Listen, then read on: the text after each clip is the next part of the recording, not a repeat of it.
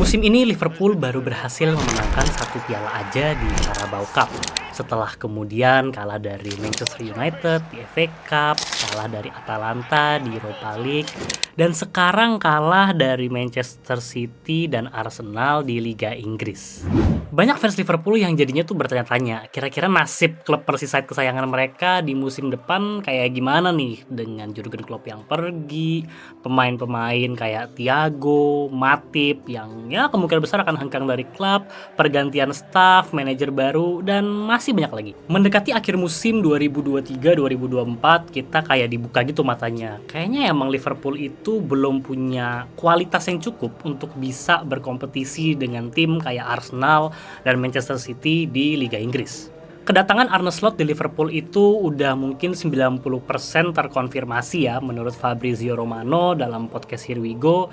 Dia menyatakan kalau misalkan official announcement dari Liverpool akan keluar mungkin di bulan-bulan ini. Dengan musim terakhirnya Klopp yang anti klimaks, para pemain yang mungkin hengkang, pergantian staff dan manajer, kira-kira kayak gimana sih tim Liverpool musim depan? Di video ini gue bakal kasih perspektif gue, mungkin sedikit prediksi dan juga semacam wishlist ya dari pemain-pemain yang mungkin akan dibeli oleh Liverpool dan juga yang cocok untuk Liverpool pastinya. Arne Slot memainkan sebuah brand sepak bola yang unik dan kompleks dan juga selalu nge-setup timnya dengan kemampuan untuk menjadi adaptif. Nah, gue tuh udah pernah ngebahas tentang taktiknya Arne Slot secara lebih detail, jadi kalau misalkan kalian mau nonton videonya bisa cek di atas sini atau di sini. Nggak tahu di mana, pokoknya dari salah satu di sini lah. Tapi sebagai ringkasan, Arne Slot bermain dengan gaya high pressing dan formasi 4-2-3-1, menggunakan satu natural number 6 dan satu box to box sebagai double pivot. Fullback kanan cenderung inverted untuk mendominasi lini tengah dengan box to box yang akan maju menemani attacking midfielder. Winger kanan cenderung bermain lebar dan menyediakan ruang bagi attacking midfielder untuk maju lebih deep. Sementara winger kiri cenderung masuk seolah menjadi second striker dengan fullback kiri yang overlapping untuk menyediakan opsi di sayap kiri. Saat melakukan build up dari belakang, mereka membutuhkan ball playing keeper untuk memanfaatkan dua center back yang ada di depan mereka dan juga dua double pivot yang ada di depannya lagi. Sementara saat bertahan, Arne Slot menjalankan semacam dua layer untuk pressing. Layer yang pertama menggunakan formasi 4-2-3-1 yang high line, dan layer yang kedua menggunakan 4-4-2 yang flat dan mungkin lebih low line. Ngelihat taktik ini sekilas sebenarnya cukup simpel kan dengan pemain yang dimiliki Liverpool sekarang. Alisson cocok sebagai ball playing keeper, Van Dijk dan Konate cocok mengisi posisi center back dengan kemampuan passing mereka dan juga kemampuan untuk cover area belakang yang cukup luas. Robertson bisa bermain sebagai wide fullback dengan tren yang inverted, Endo sebagai holding midfielder, McAllister sebagai box to box, Szoboszlai atau Harvey Elliott sebagai attacking midfielder, Salah sebagai wide winger, Nunes sebagai striker, dan Luis Diaz sebagai inverted winger. Simpel kan? Ya nggak juga sih, sebenarnya ada beberapa masalah di sini. Masalah yang pertama kita mulai dari belakang. Walaupun emang Robertson itu cocok banget sebagai overlapping fullback ya, kita udah lihat performa seperti apa. Tapi rasanya tren itu masih kurang cocok. Dia masih kurang memenuhi kriteria yang Arne Slot butuhkan.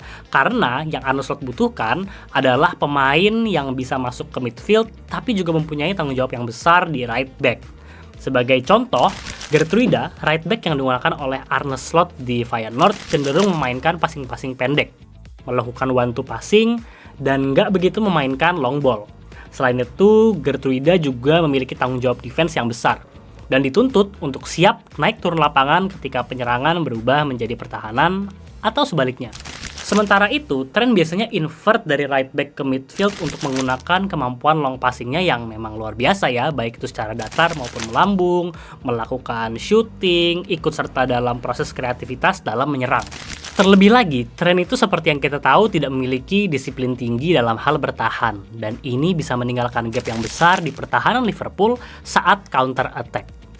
Bradley rasanya cocok untuk mengisi posisi ini yang memiliki profil dinamis seperti Geertruida dan lebih disiplin dalam bertahan dibandingkan dengan Trent. Tapi apakah Slot akan mempercayakan back semuda dan mungkin se-unexperienced Bradley untuk terus masuk ke starting 11? Dan apakah bijak meninggalkan pemain dengan kaliber dan kemampuan seperti Trent dan tidak memaksimalkannya dengan penuh?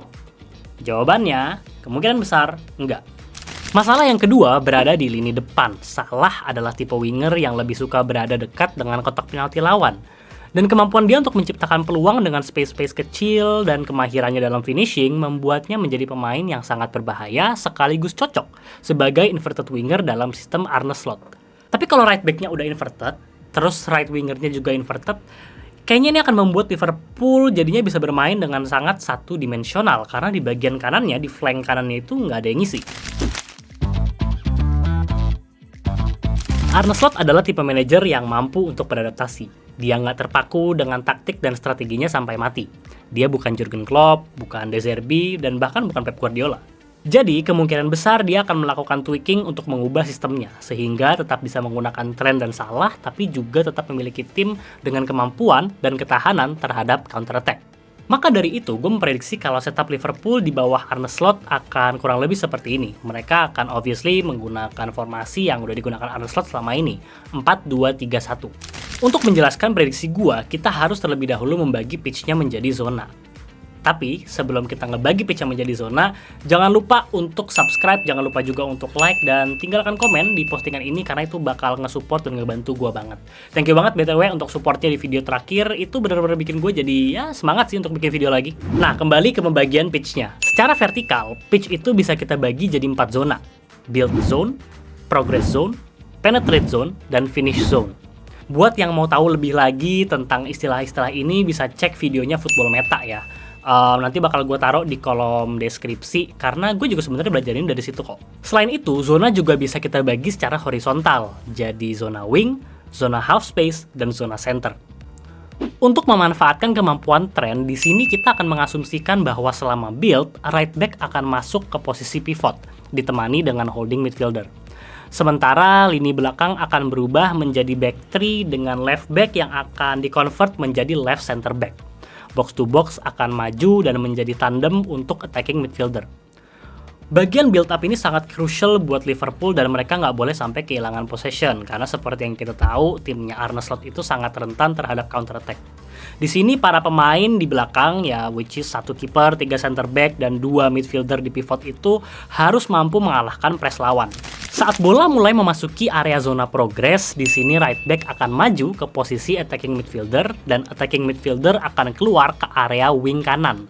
Sementara right wing akan invert ke half space area finish untuk menemani striker. Left back akan maju menemani holding midfielder untuk menjaga formasi pivot di tengah lapangan, sementara left wing akan menjaga width atau kelebarannya di area wing kiri. Di fase ini, kita melihat bahwa sejatinya okupansi lapangan dan formasi yang digunakan Arne Slot di Feyenoord sudah terpenuhi.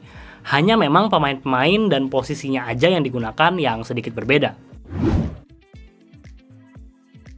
Di bagian ini, kemungkinan besar dengan gaya Arne Slot yang fluid, posisi depan mungkin udah banyak berubah. Tapi ada 2 posisi yang harus selalu menjaga zona mereka, left back dan holding midfielder.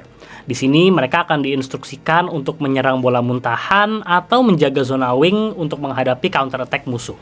Dengan strategi yang gue sampaikan tadi, sebenarnya udah banyak profil pemain Liverpool yang cocok banget untuk mengisi posisi-posisi tersebut. Alisson sebagai kiper yang nyaman dan percaya diri menerima dan mendistribusikan bola, dan merupakan shot stopper handal plus salah satu kiper terbaik dalam skenario one-on-one. Cocok banget untuk taktik slot yang paling rentan terhadap counter attack. Van Dijk dan Konate juga udah cocok di posisi ini sebagai ball playing center back yang punya resistensi tinggi terhadap press dan mampu menjaga zona wing saat dibutuhkan. Trent pastinya udah nggak perlu dipertanyakan lagi ya, bukan hanya dia bisa mengisi posisi inverted right back, defensive midfielder, pivot, ya sebut aja lah namanya ini posisi Trent. Tapi kayaknya dia bakal juga bisa menjadi pemain yang sangat crucial dan influential di taktik yang digunakan oleh Arne Slot. Alexis McAllister sebagai box to box juga cocok banget, sesuai dengan kebutuhan Arne Slot yang butuh pemain dinamis, bisa mencari celah, memiliki fisik kuat, dan mampu bertahan juga. Harvey Elliott, Szoboszlai, atau bahkan Gakpo juga bisa dideploy sebagai attacking midfielder. Profil mereka sebagai progressive ball carrier yang bisa bermain di tengah dan di sayap sangat cocok di sini. Mungkin mereka akan berkompetisi untuk posisi ini. Mohamed Salah sebagai inverted winger dan Luis Diaz sebagai wide winger juga udah cocok banget. Salah suka melakukan cut in dan sering bermain ke arah tengah, sementara Luis Diaz adalah pemain yang suka dan jago melakukan take ons di area-area wing. Ketika di Benfica, Nunes seringkali bermain dengan formasi dua striker, di mana kecepatan dia yang luar biasa dan faktor sulit diprediksinya membuat dia sebagai strike partner yang luar biasa. Jika Arne menggunakan taktik yang seperti ini atau serupa dengan yang gue sampaikan, kemungkinan besar dia akan berusaha menjadikan Nunes sebagai striker unggulannya. Atau kalau misalkan emang nggak bisa, kita masih punya Diogo Jota yang kita tahu adalah clutch player dengan kemampuan finishing, mungkin salah satu yang terbaik di klub Liverpool saat ini. Ini meninggalkan beberapa spot yang kayaknya butuh reinforcement, kayaknya butuh transfer pemain baru. Sebagai contoh, left back. Andy Robertson memang cocok banget sebagai overlapping fullback dengan kemampuan dia untuk melakukan dribble, crossing, dan juga fisiknya yang kuat, dan disiplin dia ketika naik turun football pitch. Tapi kita sudah melihat musim ini bahwa kemampuan dia untuk menjadi makeshift left center back kurang baik. Terlebih lagi, Robertson adalah pemain yang tipenya tuh one dimensional. Dia punya kaki kiri yang sangat bagus, tapi kaki kanannya tuh kayak cuman bisa dipakai buat lari aja gitu. Jadi kurang cocok kalau dia dituntut untuk masuk ke midfield. Maka dari itu, gue rasa bahwa Liverpool akan membutuhkan left back baru di musim depan, dan kurang lebih ini adalah kriterianya. Seorang pemain yang bisa bermain sebagai left back maupun left center back, punya kemampuan yang baik dalam possession, dan memiliki passing rate dan dribbling yang baik. David Hansko adalah pilihan yang nyaris sempurna untuk posisi ini. Dia udah pernah bermain di bawah Arne Slot di Feyenoord, dan dia bisa bermain sebagai left center back maupun sebagai left back. Dia juga punya kemampuan possession dan attacking yang bagus, kayak 10,6 touch di attacking third per 90 menit, 1,16 take ons per 90 dengan 73% success rate, dan 2,78 progressive carries per 90 menit. Hansko juga terlihat nyaman bertukar antara posisi left center back dengan left back dengan kecepatan yang juga bagus untuk membendung counter attack musuh. Dia punya 1,16 tackles per 90 dan 0,86 interceptions per 90 musim ini. Walaupun Hansko terlihat seperti pilihan yang sempurna, terutama ketika kita membandingkan statsnya dengan Gvardiol, Mickey van de Ven, Joe Gomez, atau bahkan Nathan Ake. Tapi menurut gua saat ini Liverpool membutuhkan pemain yang lebih muda. Hansko emang umurnya baru 26 tahun, tapi ada satu opsi lain yang menurut gua lebih cocok. Opsi itu adalah Gonçalo Inacio. Back Sporting yang masih berumur 22 tahun ini udah banyak memikat perhatian klub-klub Liga Inggris kayak Newcastle, Arsenal, Manchester United, dan bahkan Liverpool sendiri. Alasan kenapa gue lebih condong ke Gonçalo Inacio karena menurut gue Liverpool harus planning ke depan. Planningnya tuh harus jangka panjang. Tapi bukan cuman itu satu-satunya alasan gue. Dibandingkan dengan David Hansko, Inacio punya kemampuan untuk membaca penyerangan musuh dengan lebih baik. Dan dia juga memiliki defensive awareness dan positioning yang juga lebih baik daripada Hansko. Kemampuan defensif ini juga terlihat secara statistik ya, kayak 1,77 tackles per 90 dengan 0,94 interceptions per 90. Angka yang sedikit lebih baik daripada David Hansko. Dalam possession, Inacio juga nggak kalah bagus, walaupun emang nggak sebagus Hansko. Inacio bisa memainkan passing-passing pendek maupun passing-passing panjang seperti Virgil van Dijk. Dia juga terlihat lebih nyaman dan terkontrol saat dia pegang bola. Walaupun Hansko lebih superior dalam skenario in possession, gua rasa Liverpool lebih membutuhkan left back yang solid dalam pertahanan dan gak membutuhkan pemain yang bisa kontrol di tengah lapangan, terutama ketika dia akan membentuk sebuah double pivot. Satu-satunya potensi masalah Inacio adalah kontraknya yang baru aja diperpanjang dan masih berakhir di tahun 2027. Ini membuat dia sebagai opsi yang mungkin akan jadi sedikit mahal ya dibandingkan dengan opsi-opsi yang lainnya. Masalah yang kedua ada di holding midfielder. Dengan formasi yang memiliki double pivot yang dinamis, Liverpool membutuhkan holding midfielder yang juga dinamis, yang punya kemampuan untuk mengontrol tempo permainan, punya kapabilitas defensif yang baik, dan mampu mengisi slot right back atau mungkin center back untuk menghadapi counter attack, ya semacam Fabinho. Wataru Endo musim ini melampaui banyak ekspektasi, menjadi pemain yang dapat diandalkan oleh Liverpool untuk merebut bola dari musuh, memenangkan duel, dan melakukan progressive carry. Tapi menurut gua, Wataru Endo bukanlah pemain yang akan membuat sebuah tim bisa memenangkan title, atau seenggaknya dia nggak bisa selalu jadi opsi yang pertama.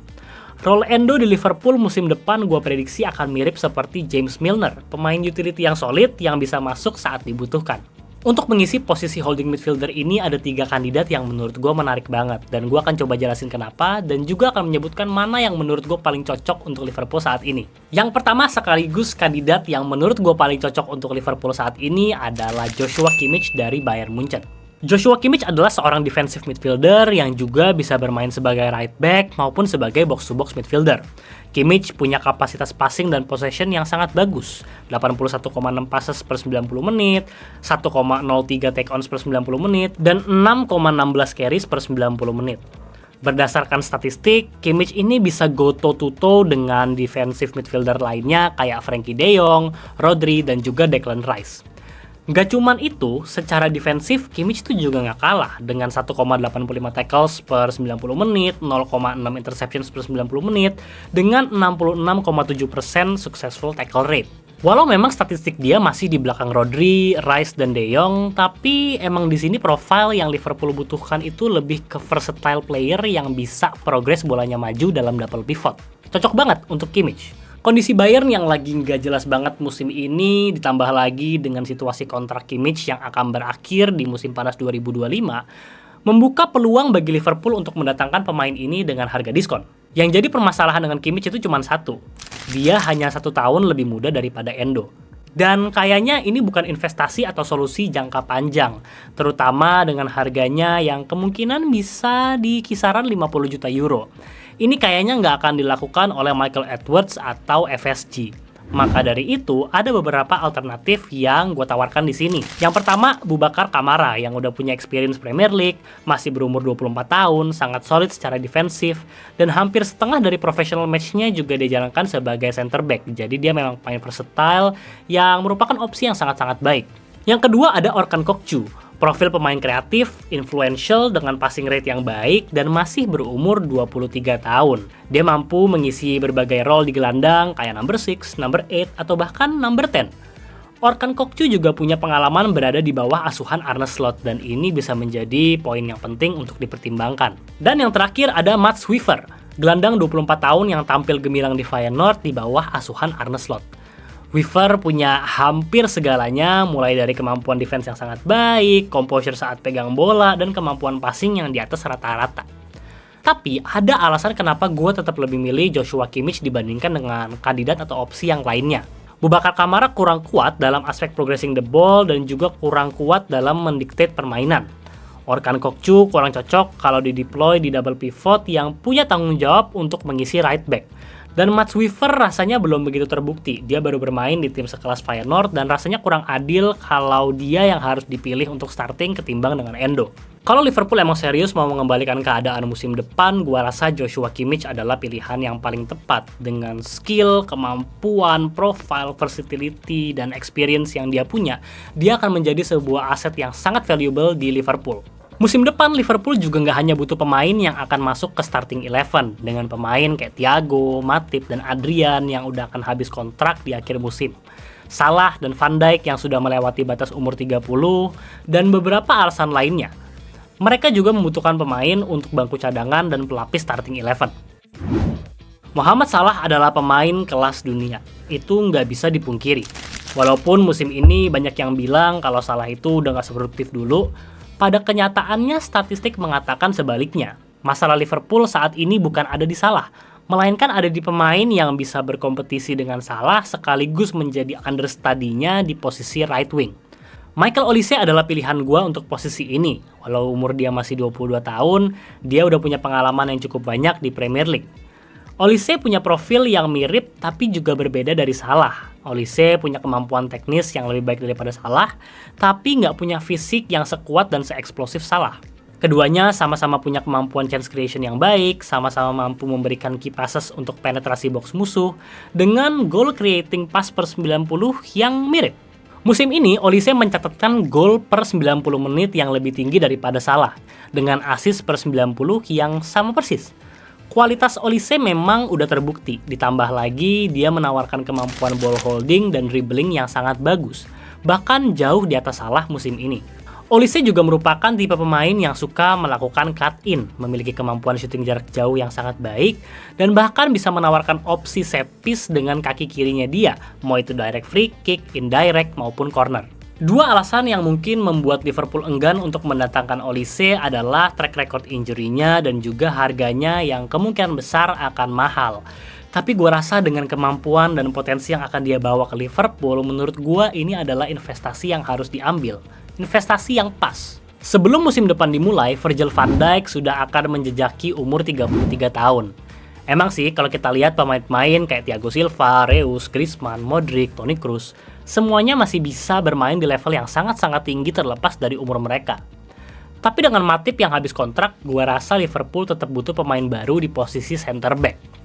Selama ini, Liverpool belum memiliki center back yang kidal. Semuanya tuh kadal. VVD kadal, Konate kadal, Gomez kadal, Kwanzaa kadal.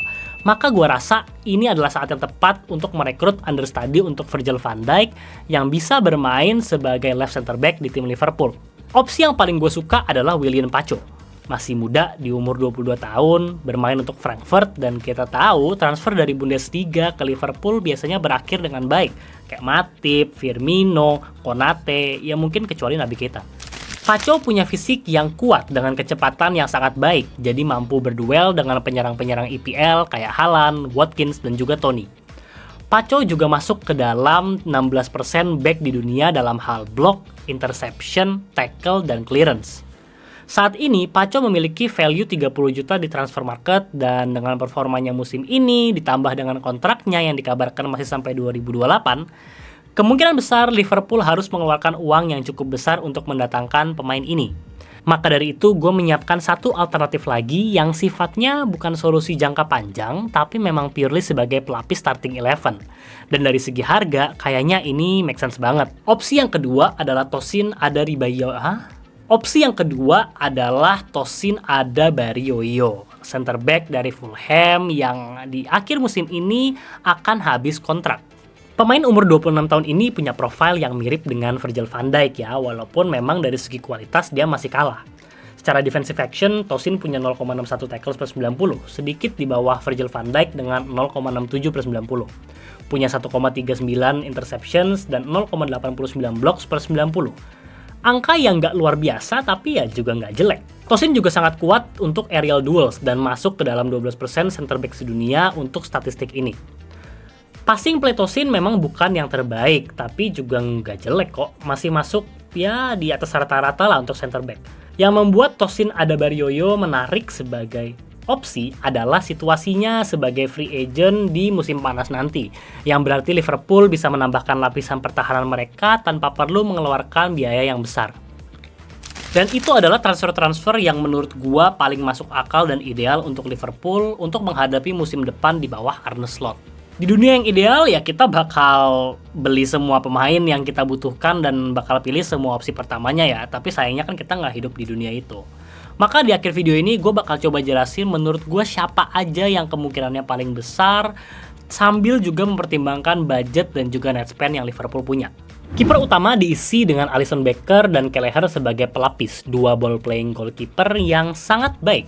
Center back utama yang akan dipakai adalah Virgil van Dijk sebagai left center back dan juga Konate sebagai right center back. Di sini Liverpool punya Kwanzaa untuk melapis Konate, dan Tosin menurut gua adalah opsi yang terbaik untuk melapis Van Dijk di musim ini, dengan Gomez yang juga bisa mengisi kedua posisi tersebut jika dibutuhkan. Di left back ada Gonzalo Inacio yang akan dilapis oleh Joe Gomez, dan di sisi kanan ada Trent yang akan dilapis oleh Bradley. Ya, Gomez juga bisa main di sana sih. Menurut gua Joshua Kimmich adalah pemain yang harus diprioritaskan oleh Liverpool dengan kemampuannya untuk mengontrol permainan serta melakukan cover ke right back. Endo akan menjadi pelapis untuk posisi ini atau bahkan mungkin Stefan Bajcetic. Sementara itu, Kimmich akan ditemani dengan Alexis Mac Allister yang bisa dilapis oleh banyak pemain seperti Gravenberch, Jones, atau bahkan Bajcetic. Harvey Elliott akan bermain sebagai number 10 dan di sini dia harus berkompetisi keras dengan Dominic Szoboszlai dan mungkin terkadang Cody Gakpo. Cover di posisi ini tuh sebenarnya udah baik banget. Di sayap kanan ada Salah yang harus tampil gemilang dengan Olise yang siap untuk masuk untuk mengubah pertandingan atau ketika form Salah sedang turun. Di sayap kiri ada Luis Diaz yang akan dilapis oleh Cody Gakpo. Sementara untuk striker, ini adalah persaingan antara Jota dan Nunes. Siapa yang paling banyak berkontribusi, yang punya form paling bagus, dia yang akan mengambil posisi ini. Dan mungkin juga Cody Gakpo akan bisa menjadi opsi sebagai pemain yang kreatif di posisi tersebut. Kalau kita lihat, Tosin bisa didapatkan Liverpool secara gratis. Joshua Kimmich dengan kehadiran Michael Edwards, dengan kondisi Bayern, dengan kondisi kontrak, mungkin bisa didapatkan di harga 45-55 juta euro. Yang mungkin paling mahal adalah Gonzalo Inacio ya, pemain yang masih punya kontrak sampai 2027. Dia juga banyak banget klub yang udah berminat sama dia. Jadi di sini gue memprediksi mungkin harganya akan sekitar 60 sampai 65 juta euro. Dan yang terakhir adalah Michael Olise, pemain yang menurut gue akan excited banget untuk pindah ke klub yang lebih besar untuk menerima challenge yang baru. Dan kembali lagi dengan kehadiran Michael Edwards, terus juga dengan injury track recordnya Olise di musim ini, gua rasa kita bisa mendapatkan bargain price di area 50 juta euro. Itu berarti Liverpool akan mengeluarkan sekitar 165 juta euro, angka yang menurut gua masuk akal banget di zaman sekarang untuk tim yang sedang berganti era. Ditambah lagi hasil penjualan dari pemain-pemain seperti Sepp van den Berg yang mungkin bisa dijual seharga 10 juta euro, Robertson seharga 35 juta euro, dan Tsimikas seharga 20 juta euro. Dari penjualan ini aja mereka udah mengumpulkan sekitar 65 juta euro, berarti ada minus 100 juta euro net spend di musim depan. Selama 5 musim terakhir, Liverpool punya net spend minus 221 juta euro. Ini menempatkan mereka di peringkat 9 dari segi negatif net spend, di bawah tim-tim kayak West Ham dan Aston Villa. Gua rasa musim depan adalah saat yang tepat untuk mulai spending lebih besar. Dan itulah akhir dari video ini, tapi coba kasih tahu di kolom komentar menurut kalian siapa sih pemain-pemain yang akan masuk akal untuk dibeli dari Liverpool dan siapa pemain-pemain yang mungkin akan hengkang. Thank you udah nonton videonya dan we'll see you in the next video.